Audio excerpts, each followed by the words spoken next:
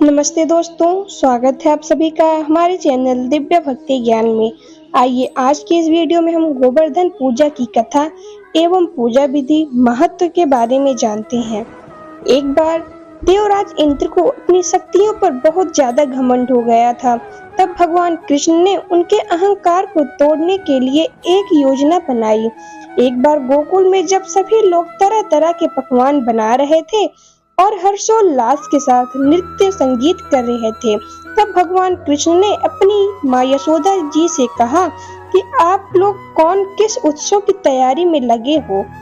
इस पर माँ यशोदा ने कहा कि बेटा, हम देवराज इंद्र की पूजा कर रहे हैं। भगवान कृष्ण ने अपनी माता से भगवान इंद्र की पूजा करने का कारण पूछा। यशोदा मैया ने उन्हें बताया कि भगवान इंद्र की कृपा से ही हम सभी को अच्छी बारिश मिलती है, जिससे हम अन्न की पैदावार करती हैं।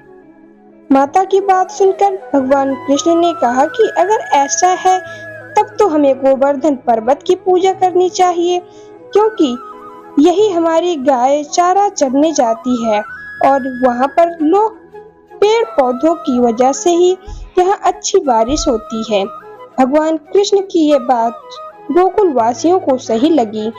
तब सभी इंद्रदेव के बजाय गोवर्धन पर्वत की पूजा में लग गए। जब इंद्रदेव को इस बात का पता चला कि गोकुल के लोग उनकी जगह गोवर्धन की पूजा कर रहे हैं, तो उन्हें बड़ा क्रोध आया।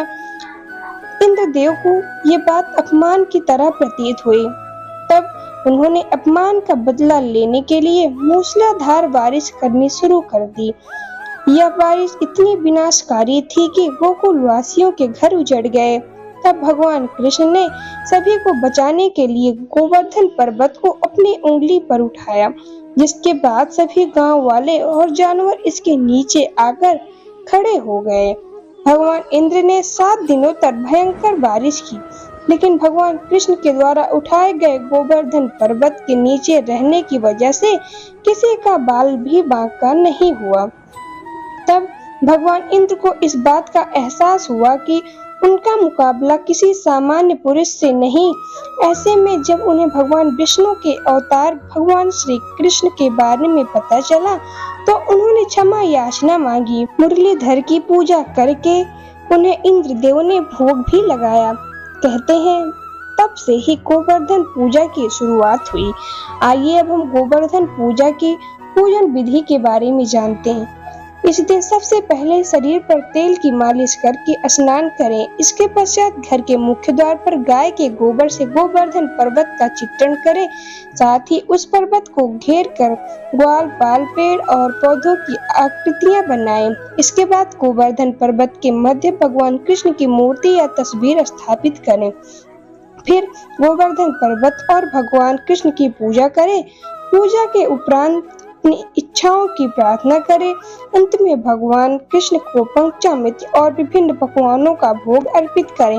मान्यता है कि इस दिन जो लोग गोवर्धन पर्वत की पूजा करते हैं, उन्हें विशेष फल की प्राप्ति होती है। आइए अब हम जानते हैं गोवर्धन पूजा को अन्नकूट क्यों कहते हैं। मान्यता है कि भगवान कृष्ण ने जिस दिन गोवर्धन पर्वत उठाकर गोकुल वासियों की रक्षा की थी, उसे गोवर्धन पर्वत की पूजा के लिए समर्पित कर दिया गया।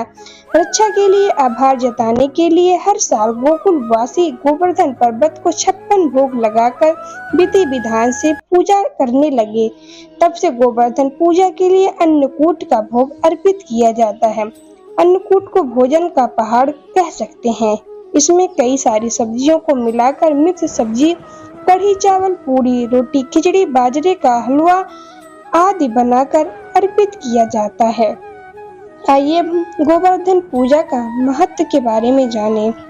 धार्मिक मान्यताओं के अनुसार हर वर्ष कार्तिक माह के शुक्ल पक्ष की प्रतिपदा तिथि पर गोवर्धन की पूजा करने से आर्थिक समस्याएं दूर होती हैं और इसके अलावा धन धान्य, संतान और सौभाग्य की प्राप्ति होती है।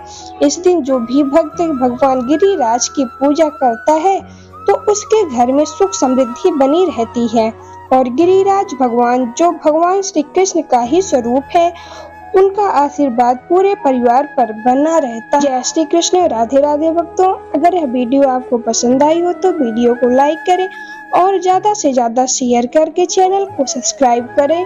धन्यवाद।